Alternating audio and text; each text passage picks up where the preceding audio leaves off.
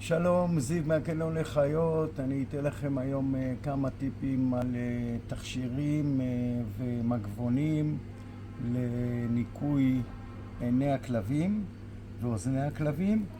תישארו איתי עד הסוף, הסרטון הזה חשוב לכם מאוד. אנחנו נתחיל בדברים סטנדרטיים, מגבונים לניקוי כללי שישנם גם לגוף, ישנם גם דברים ספציפיים שמיועדים לעיניים, יש מגבונים ספציפיים שמיועדים לאוזניים, ותכשירים שהם מעולים גם כן לניקוי כתמי דמעות לעיניים. יש כלבים שעושים הפרשות כתוצאה מכל מיני הפרשות טבעיות של הכלב, במיוחד אם יש פרווה לבנה זה מחתים ועושה כתמים.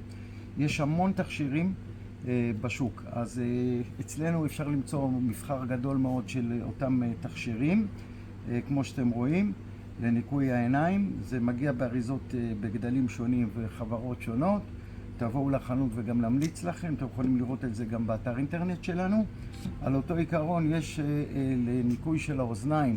שימו לב שבשוק קיימים כל מיני תכשירים, אצלנו תכשירים ספציפיים שמיועדים גם לכלבים וחתולים בוגרים.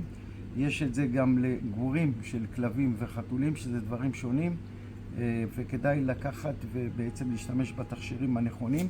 יש עם אלכוהול וללא אלכוהול.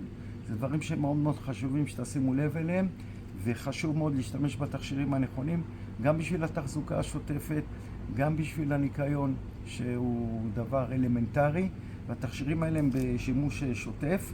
ניתן לקבל אצלנו גם פרוספקטים של הסבר, שתוכלו ממש להבין את המשמעות של הדברים. הדברים האלה מאוד מאוד מאוד חשובים, אז ניפגש בסרטון הבא.